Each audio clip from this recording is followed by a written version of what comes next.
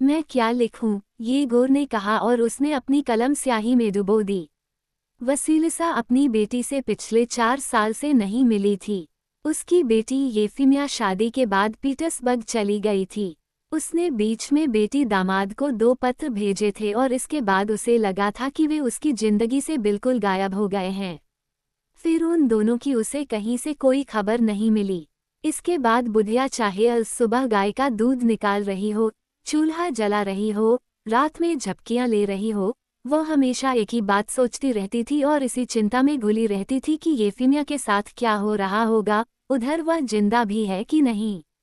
वह बेटी को और चिट्ठी भेजना चाहती थी, लेकिन बूढ़ा बाप लिख नहीं सकता था और कोई भी वहां ऐसा नहीं था जो लिख सके। लेकिन अब क्रिसमस के दिन आ गए थे और वसीलिसा अधिक बर्दाश्त नहीं कर सकती थी। इसलिए वह शराबा खाने में येगोर के पास गई। येगोर सराय चलाने वाले की बीवी का भाई है और सेना से वापस आने के बाद शराबा खाने में बैठे रहने के अलावा कुछ नहीं करता। लोगों ने उसके बारे में कहा कि वह चिट्ठी लिख सकता है अगर उसे ठीक से लिखने की मजदूरी दी जाए। वसीलिसा ने पहले शराबा खाने के बावर्ची से बात की, फिर मालकिन से और अंत में येगोर से। दोनों 15 कोपेक पर सहमत हो गए। और अब क्रिसमस की छुट्टियों के दूसरे दिन ये हुआ कि शराबा खाने की रसोई की मेज पर येगोर बैठा था और उसने हाथ में कलम थाम रखा था। वसीलिसा उसके सामने खड़ी थी और उसके चेहरे से दुख, तकलीफ और चिंता के भाव उमड़ रहे थे। उसका पतला दुबला बूढ़ा पति प्योत्र, जिसके भूरे बालों में काफी गंजापन आ गया था, उसके साथ आया था। वो उसके सामने किसी अंधे आदमी की तरह सीधा खड़ा था। चूल्हे पर सुअर के मांस का एक टुकड़ा तसले में पक रहा था, जिससे फुहारें छूट रही थीं और आवाजें आ रही थीं, जैसे कह रहा हो, फ्लू फ्लू। मानो उसका दम घुंट रहा था। मुझे क्या लिखना है? येगोर ने फिर से पूछा। क्या? वसीलिसा ने उसकी ओर नाराजगी और संदेह से देखते हुए कहा। मुझे परेशान मत करो, तुम फालतू में किसी के लिए नहीं लिख रहे हो। डरने की बात नहीं, तुम्हें तुम्हारा भुगतान किया जाएगा। चलो लिखो, हमारे प्यारे दामाद आंद्रेया रसानफिच के लिए और हमारी इकलौती प्यारी बिटिया येफिमिया पेत्रोवना के लिए। हम हमेशा हमेशा के लिए अपना ढेर सारा स्नेह और माता पिता का आशीर्वाद भेजते हैं। लिख लिया ना? तो अब आगे लिखो। और हम उन्हें हैप्पी क्रिसमस कहते हुए क्रिसमस की शुभकामनाएं देते हैं। हम जिंदा हैं और ठीक से हैं और तुम्हारे लिए भी यही कामना करते हैं। ईश्वर तुम्हें खुश रखे और बनाए रखे। कहते हुए वसीलिसा सोच में पड़ गई और अपने पति से नजरें मिलाने लगी। उसने फिर से दोहराया, हम तुम्हारे लिए भी यही कामना करते हैं। ईश्वर तुम्हें खुश रखे और बनाए रखे। वो इससे अधिक कुछ नहीं कह सकती थी। और इससे पहले रात में जब वो लेटी हुई सोच रही थी तो क्या क्या ख्याल आ रहे थे। उसे लगता था कि कितना कुछ है जो वह अपने दर्जनों पत्रों में नहीं बता पाई है। जब से बेटी दामाद के साथ गई है, समुद्र में कितना पानी बह चुका है। दोनों को लगता रहा कि जैसे उनसे उनकी बेटी छीन ली गई है और वे रातों में ऐसे आहें भरते जैसे कि उनकी बेटी को दफना दिया गया हो। तब से कितनी सारी घटनाएं गांव में घट चुकी हैं, कितनी शादियां और कितनी मौतें हो चुकी हैं। सर्दियां कितनी लंबी हैं और कितनी लंबी हो गई हैं रातें। बहुत गर्मी है, येगोर ने कमर से अपना कोट खोलते हुए कहा। तापमान 70 डिग्री होना चाहिए, या कि इससे भी ज्यादा? उसने पूछा। दोनों बुजुर्ग चुपचाप खड़े रहे। तुम्हारा दामाद पीटर्सबर्ग में क्या करता है? येगोर ने पूछा। वह सेना में था जनाब, बूढ़े ने कमजोर आवाज में कहा। उसने ठीक उसी समय सेना की नौकरी छोड़ी थी जब आपने छोड़ी। वह सैनिक था और अब पक्के तौर पर वह जल चिकित्सा संस्थान में होगा। वहाँ डॉक्टर पानी से इलाज करते हैं, इसलिए वह जरूर डॉक्टर के यहाँ दरबान का काम करता होगा। यहाँ इसमें ये लिखा हुआ है। बुढ़िया ने जेब से एक पत्र निकालते हुए कहा, ये हमें येफिमिया से मिला था, भगवान जाने कब। हो सकता है वे दोनों अब इस दुनिया में ही ना हों। येगोर ने कुछ सोचा और तेजी से लिखने लगा। आज के हालात में, उसने लिखा, चूंकि तुम्हारी नियति ने तुम्हें अपने ही कर्मों के कारण सैन्य सेवा में भेज दिया है, इसलिए हमारी सलाह है कि तुम युद्ध कार्यालय के आधारभूत नियमों, अनुशासन और आचार संहिता को ठीक से जान समझ लो और यह सब तुम्हें युद्ध कार्यालय के अधिकारियों के नियमों और उनके सभ्य आचरण में देखने को मिल जाएगा। उसने लिखा और पढ़ने लगा कि उसने क्या लिखा है, जबकि वसीलिसा सोचने लगी वह क्या लिखवाना चाहती थी, कि पिछला साल कितने अभावों में गुजरा, कि कैसे उनकी फसल क्रिसमस तक नहीं पकी थी, कि कैसे उन्हें अपनी गाय बेचनी पड़ी थी। वो उनसे कुछ मदद मांगना चाहती थी। वो लिखवाना चाहती थी कि बूढ़ा बाप अब बहुत बीमार रहने लगा है, कि वह किसी भी दिन भगवान को प्यारा हो सकता है। लेकिन इन सब बातों को कैसे और किन शब्दों में लिखवाए, पहले क्या कहना चाहिए और बाद में क्या। ध्यान रखना, येगोर फिर लिखने लगा, सेना की नियमावली के 5वें खंड में सैनिक एक व्यक्तिवाचक संज्ञा है और जातिवाचक भी। पहले दर्जे का सैनिक जनरल कहा जाता है और आखिरी को प्राइवेट कहते हैं। बूढ़ी ने अपने होंठ फड़फड़ाए और कोमलता के साथ कहा, बेहतर होगा कि तुम लोग बच्चों की ठीक से देखभाल करो। कौन से बच्चे? बुढ़िया ने पूछा और नाराजगी से उसकी ओर देखते हुए बोली, मेरे ख्याल से उनके कोई बच्चा नहीं है। ठीक, लेकिन शायद हूँ, कौन जानता है, और इस तरह तुम खुद निर्णय ले सकते हो। येगोर ने लिखना जारी रखा कि दुश्मन के बिना क्या होता है, दुश्मन अपने ही भीतर हो तो क्या होता है। दुश्मनों में सबसे बड़ा दुश्मन शराब का देवता है। कलम चरमरा कर आवाज करने लगी, कागज पर वह ऐसे लगने लगी जैसे मछली फंसाने के लिए हुक लगे हों। येगोर ने काफी जल्दबाजी दिखाई और हर पंक्ति को बार बार पढ़ने लगा। वो एक स्टूल पर बैठा था और उसने अपने पांव मेज के नीचे फैला रखे थे। वह अपने स्वभाव, आचरण और मुद्राओं से बिल्कुल ही ऐसा शिष्ट लग रहा था जिसे अपनी पैदाइश और अपने खानदान पर बहुत गर्व और अभिमान हो।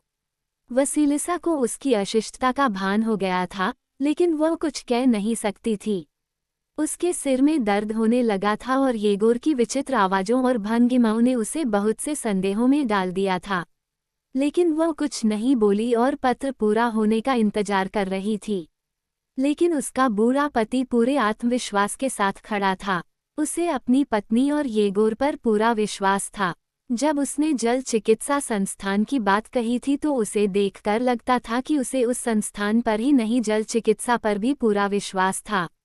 पत्र समाप्त करने के बाद येगोर उठा और शुरू से आखिर तक पूरा पत्र फिर से पढ़ डाला। बुजुर्ग बाप कुछ नहीं समझ पाया, लेकिन उसने विश्वास जताते हुए अपनी गर्दन हिलाई और कहा, ये बिल्कुल ठीक है जनाब। बहुत सुंदर, शुक्रिया। ईश्वर आपको सेहत बख्शे। शुक्रिया आपका। ये बिल्कुल ठीक है जनाब। उन्होंने 5 कोपेक के 3 सिक्के मेज पर रखे और शराबखाने से बाहर निकलकर चल दिए। बूढ़ा सीधा ऐसे निकला जैसे वह अंधा हो और उसके चेहरे पर संतोष की चमक थी। वसीलिसा नाराजगी और गुस्से में निकली और दरवाजे पर कुत्ते को हड़काते हुए बोली, पिस्सू कहीं का। बुढ़िया रात भर सो नहीं पाई। उसे पूरी रात ख्यालों ने परेशान किए रखा और भोर होते ही वह उठ गई। प्रार्थना के बाद वह चिट्ठी पहुंचाने स्टेशन के लिए निकल पड़ी।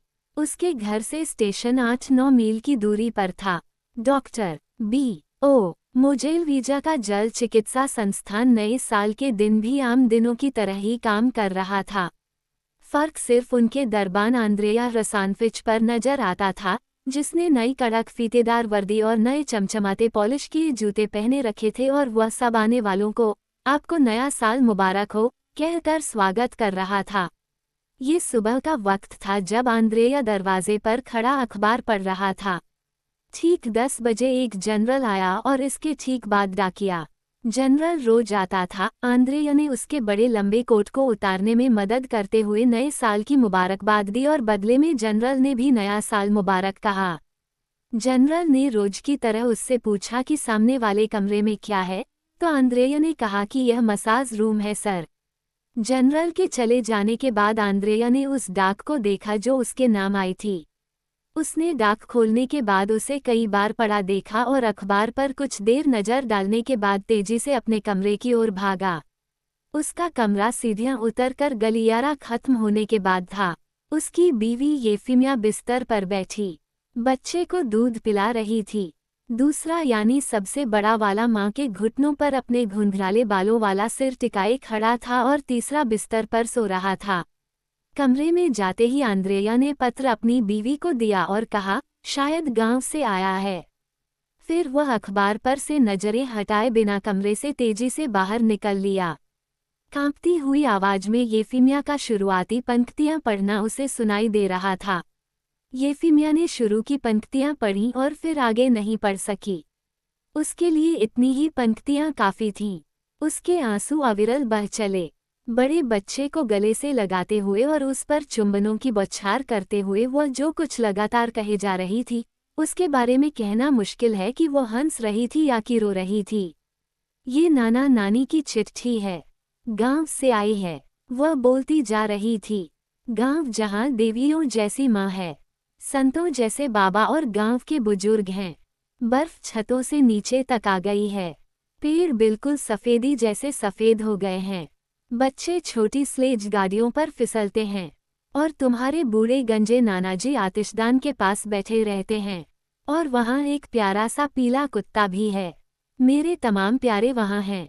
ये सुनते हुए आंद्रेया को याद आया कि बीवी ने 3-4 बार उसे पत्र देते हुए कहा था कि गांव में चिट्ठी भेजनी है, लेकिन हमेशा कोई बहुत जरूरी काम उसे रोकता रहा और वो कभी बीवी की चिट्ठियां गांव नहीं भेज सका। और आखिरकार वे पत्र कहीं गुम ही हो गए। और यहाँ खेतों में छोटे छोटे खरगोश दौड़ते रहते हैं। येफिमिया अपने लड़के को चूमते हुए और आंसू बहाते हुए बुदबुदाती गाए जा रही थी। तुम्हारे नाना बड़े दयालु और सज्जन हैं। नानी भी खुले दिल वाली है। दोनों गांव में बहुत गर्मजोशी वाले लोग माने जाते हैं। भगवान से डरने वाले हैं। और हाँ, गांव में एक गिरजा है जहां सब किसान प्रार्थना करते हैं कि हे मदर मैरी, हे ईश्वर के पुत्र, हमें अपनी शरण में ले लो। आंद्रेया जब अपने कमरे में जरा देर सिगरेट पीने के लिए आया तो दरवाजे पर एक और घंटी बजी। येफिमिया ने बोलना बंद कर दिया, शांत होकर आंसू पोंछ लिए, हालांकि उसके होंठ अभी भी कांप रहे थे। वो उससे बुरी तरह डर गई थी। ओह, उससे इतना डर गई थी वह।